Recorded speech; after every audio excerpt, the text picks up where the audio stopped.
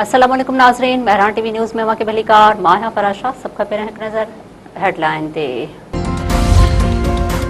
हुकूमत पेट्रोल ऐं डीज़ल जे अघनि में फ़ी लीटर 55 रुपया लाद करे छॾी। घटिताईअ बाद पेट्रोल जी नई क़ीमत 409 रुपया 78 पैसा फ़ी लीटर मुक़रर।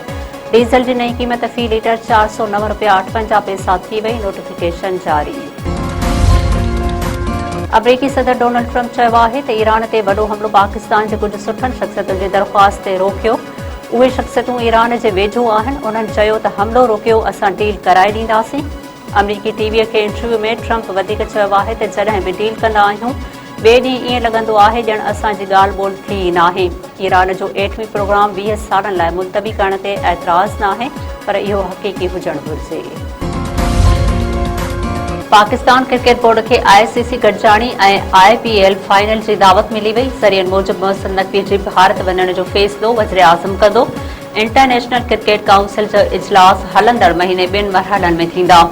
ICC जे चीफ एग्ज़ीक्यूटिव कमेटी जो वर्चुअल इजलास 21 मई ते थींदो। बोर्ड मीटिंग्स 30 ऐं 31 मई ते अहमदाबाद में थींदियूं।